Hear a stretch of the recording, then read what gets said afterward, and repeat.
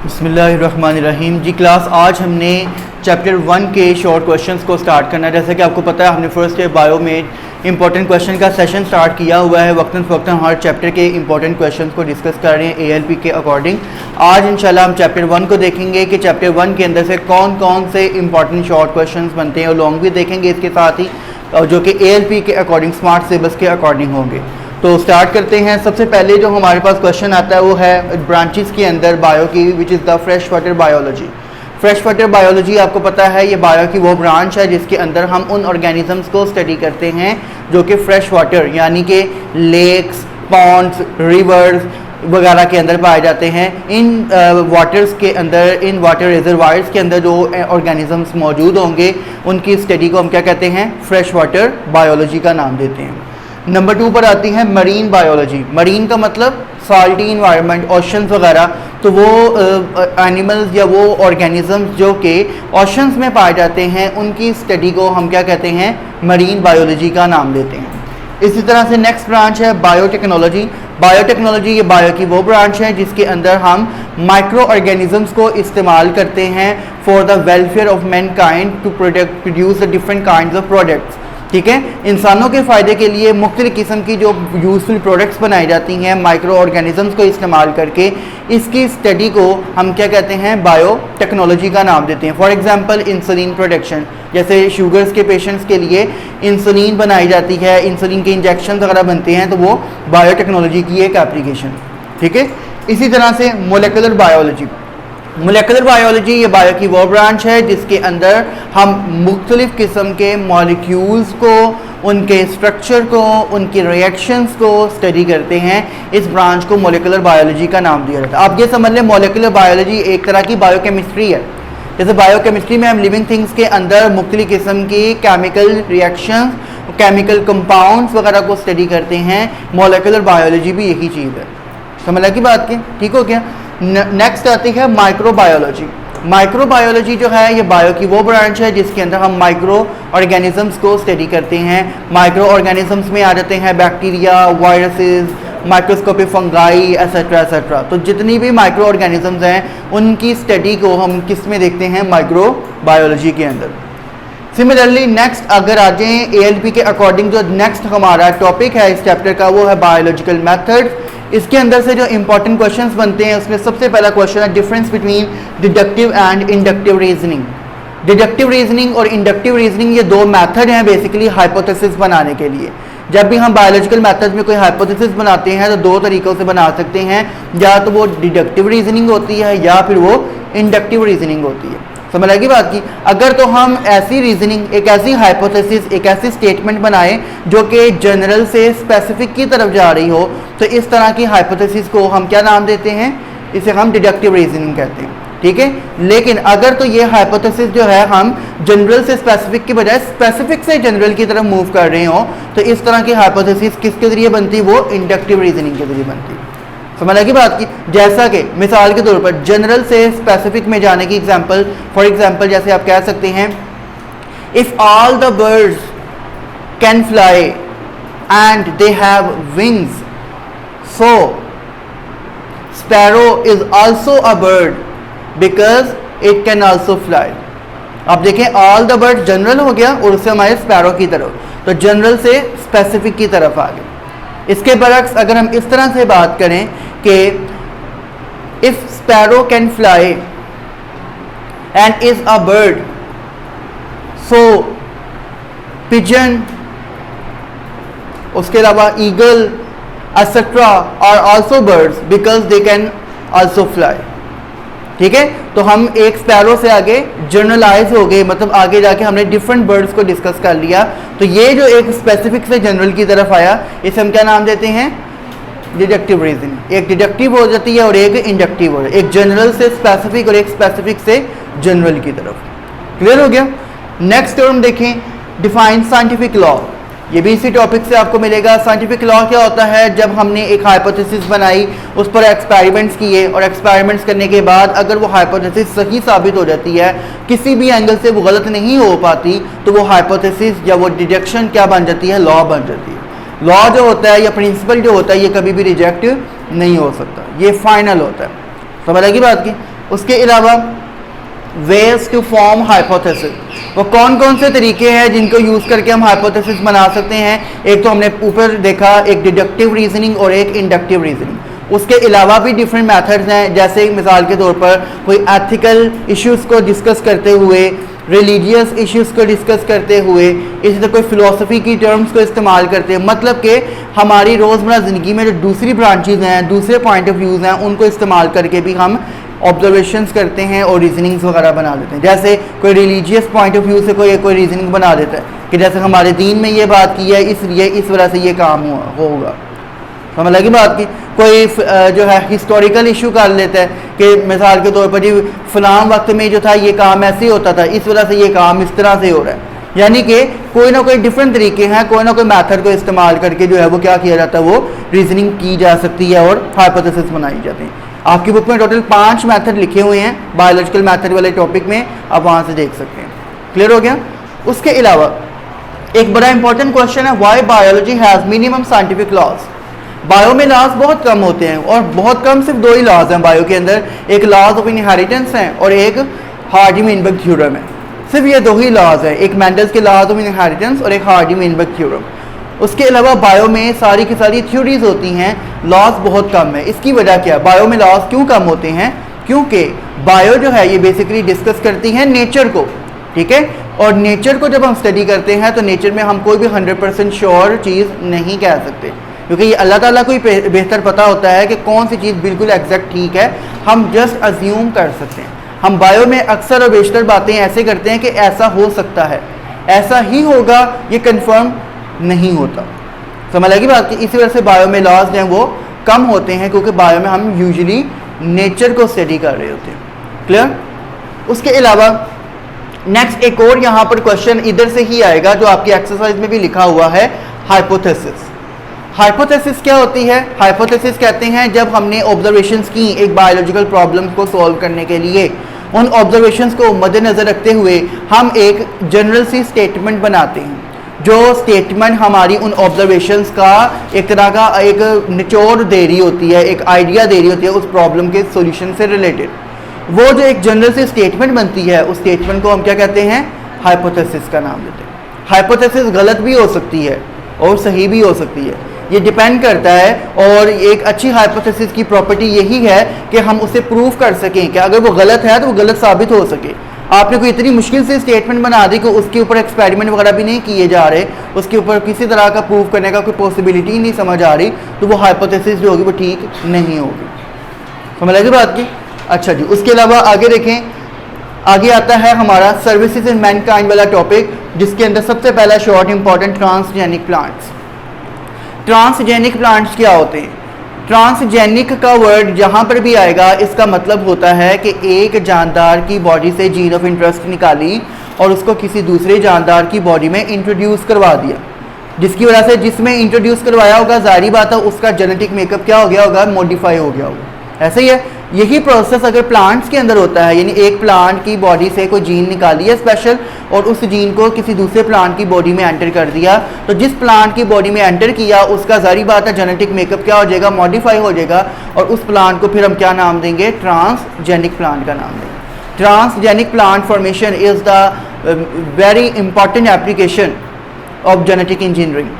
Genetic engineering एक technique है जिसमें हम एक जानदार में से जीन ऑफ इंटरेस्ट निकाल के किसी दूसरे जानदार के अंदर इंट्रोड्यूस करवा देते हैं, और इस टेक्निक की एक एप्लीकेशन है ट्रांसजेनिक प्लांट्स बनाना।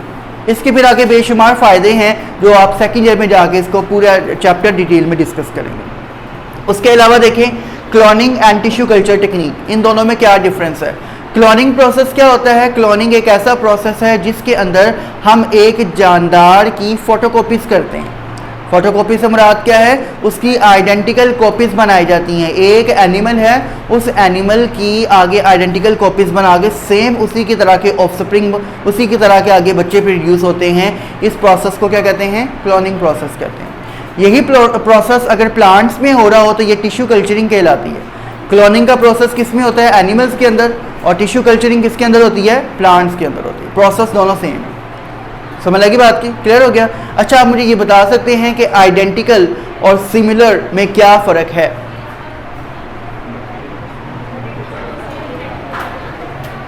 जी शाबाश, आइडेंटिकल जो होते हैं इसका मतलब होता है जिनका जेनेटिक मटेरियल भी सेम हो, बिल्कुल एक जैसे, फोटोकॉपी एक दूसरे की। सिमिलर का मतलब होता है दोनों एक दूसरे से मुशाबहत रखते हों, देखने में चाहे एक जैसे हों लेकिन उनका जेनेटिक मटेरियल डिफरेंट हो, ठीक है। तो आइडेंटिकल का मतलब जिनका जेनेटिक मटेरियल भी सेम हो, और सिमिलर का मतलब जेनेटिक मटेरियल सेम ना हो, वैसे चाहे मिलते जुलते हो। समझ लगी बात की। और जो क्लोनिंग प्रोसेस में हमें आगे जो जानदार मिलेंगे वो सारे क्या होते हैं, आइडेंटिकल होते हैं, सिमिलर नहीं होते, ये याद रखना आपने। क्लियर हो गया। और क्लोनिंग के नतीजे में जो नया जानदार बनेगा उसे हम क्या नाम देते हैं, दैट इज कॉल्ड क्लोन, ठीक है, उसे क्या कहते हैं, क्लोन कहते हैं। क्लोनिंग से क्लोन बनता है। समझ लगी बात की। नेक्स्ट क्वेश्चन देखें, बायोलॉजिकल कंट्रोल। वैसे तो किसी बायोलॉजिकल प्रॉब्लम को सॉल्व करने के लिए हम डिफरेंट तरीके इस्तेमाल करते हैं, लेकिन अगर उस बायोलॉजिकल प्रॉब्लम को सॉल्व करने के लिए हम कोई जानदार को ही इस्तेमाल कर रहे हैं तो ये प्रोसेस क्या कहलाता है, बायोलॉजिकल कंट्रोल कहलाता है। जैसा कि मिसाल के तौर पर फॉर एग्जांपल एक खेत है चावलों का, और उस खेत के अंदर जो है लेट्स सपोज कोई कीड़ा लग गया है जो कि क्या करता है, उस फसलों को ख़राब कर रहा है, ठीक है। तो फिर उस कीड़े को ख़त्म करने के लिए एक तो हम तरीका हमारे पास है पेस्टिसाइड्स का इस्तेमाल करें, स्प्रे करें केमिकल्स का, वो स्प्रे क्या करेगा, उन सारी पेस्ट को किल कर देगा, ऐसा ही होगा ना, ठीक है। अच्छा, अब इस पेस्टिसाइड केमिकल का कोई ना कोई नुकसान भी तो होगा, पॉइजनस भी हो सकता है, ये फसलों पे जाएगा, वो इंसान जब वो फसलें खाएंगे तो उनको भी मुख्तलिफ बीमारियां कर सकते हैं। इसलिए साइंटिस्ट ने, बायोलॉजिस्ट ने इस प्रॉब्लम को ख़त्म करने के लिए क्या किया, जब दूसरे जानदारों को ही इस्तेमाल किया गया इन प्रॉब्लम्स को सोल्व करने के लिए। जैसा कि एफिड है एक, जो कि एक कीड़ा है जो कि फसलों को लग जाता है, एक पेस्ट है, इसको ख़त्म करने के लिए क्या किया, उस खेत में ग्रास ऊपर डाल दिए। अब ग्रास ऊपर क्या करेंगे, उस एफिड कीड़े को खाना शुरू करेंगे, उसको किल करने की कोशिश करेंगे, जिसकी वजह से क्या होगा, आहिस्ता आहिस्ता क्या होगा, वो पेस्ट भी किल होगी, वो पेस्ट भी ख़त्म हो गई, और जो वो पेस्टिसाइड्स वाला केमिकल्स का नुकसान था उस नुकसान से भी वो बच जाएगा। तो ये एक जानदार को इस्तेमाल करके हमने इसके कंट्रोल किया ना, ये बायोलॉजिकल कंट्रोल कहलाता है। और क्योंकि हमने अब इस ग्रास ऊपर को जो था ये इस्तेमाल किया है किसके लिए, उस पेस्ट को किल करने के लिए, इसलिए ये जो पेस्टिसाइड अब होगा, ये पेस्टिसाइड केमिकल नहीं था, लिविंग ऑर्गेनिज्म था, इसलिए इस पेस्टिसाइड को हम बायो पेस्टिसाइड का नाम देंगे। समझ लगी बात की। बायो का मतलब लिविंग थिंग, पेस्टिसाइड का मतलब जो वो लिविंग थिंग जो पेस्टिसाइड का काम कर रही है, पेस्ट को किल करने में मदद कर रही है। समझ लगी बात की।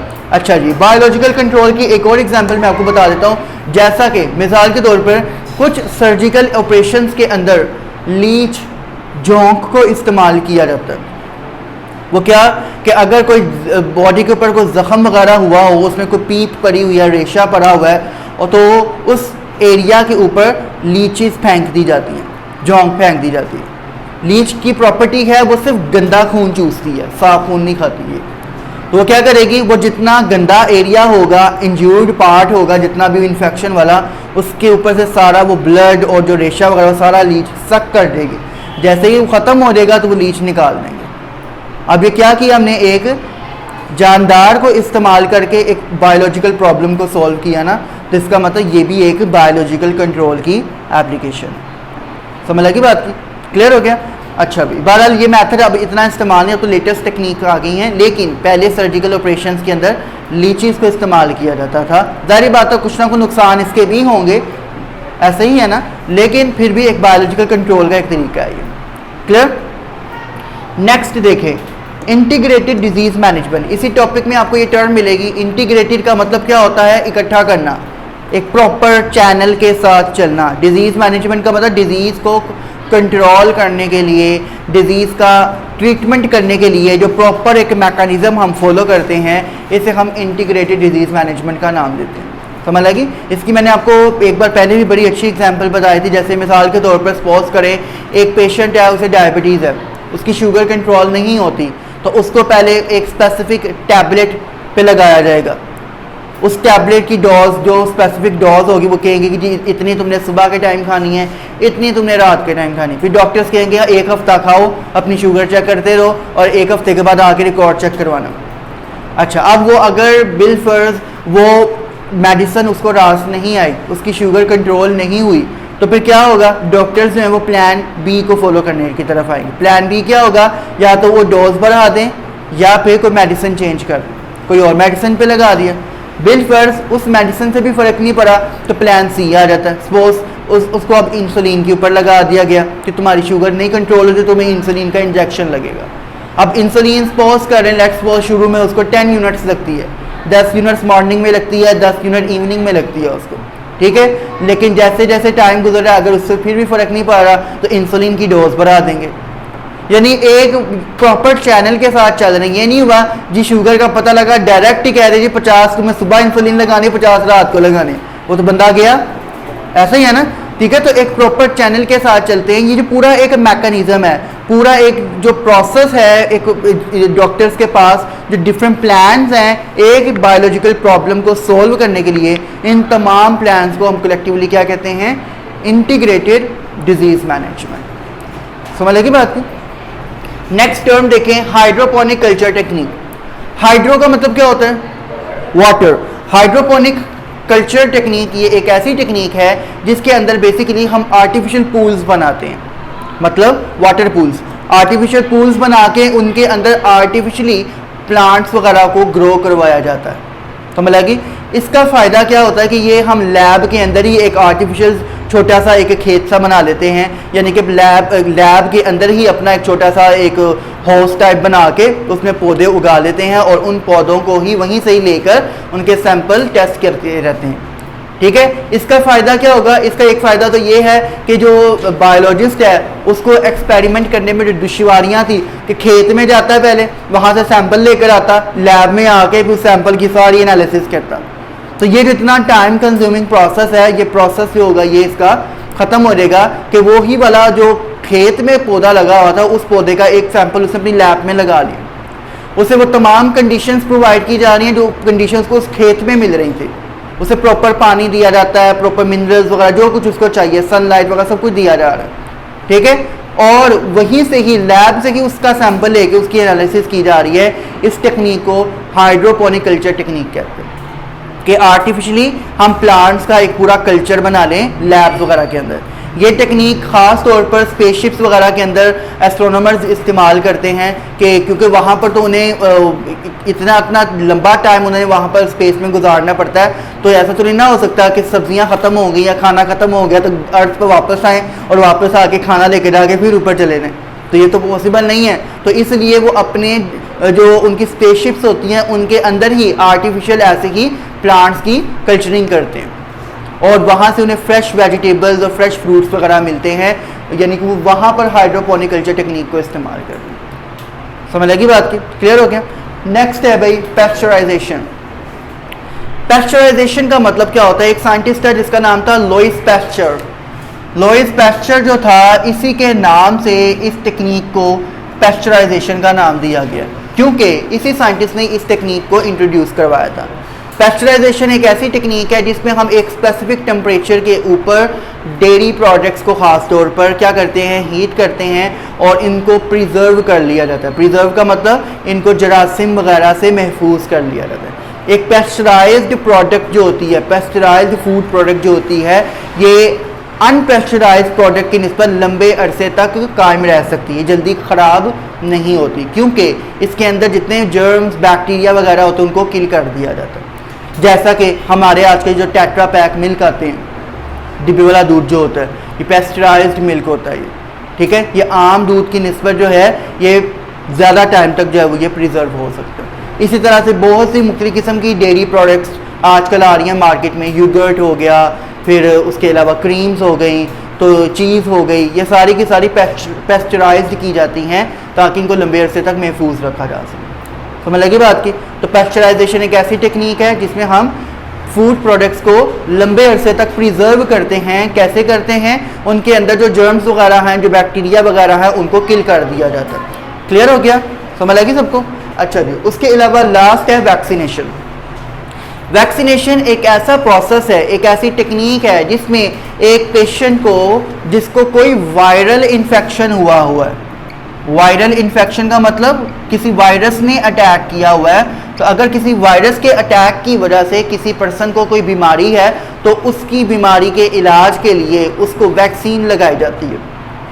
वैक्सीन एक ऐसी मेडिसिन होती है जो कि वायरसेस वगैरह को किल करने के लिए इस्तेमाल होती है, और ये वैक्सीन लगाने का जो प्रोसेस होगा ये क्या कहलाती है, वैक्सीनेशन कहलाती है। समझ लगी बात की, क्लियर हो गया। ले भी ये था भी क्लास आज का हमारा टॉपिक। हमने चैप्टर 1 के अंदर जितने इंपॉर्टेंट क्वेश्चंस थे ALP के अकॉर्डिंग वो डिस्कस कर लिए। फिर भी किसी तरह का इशू हुआ आप मुझसे डिस्कस कर सकते हैं। कल इंशाल्लाह नेक्स्ट वीडियो में हम नेक्स्ट चैप्टर देखेंगे। तब तक के लिए अल्लाह हाफिज़।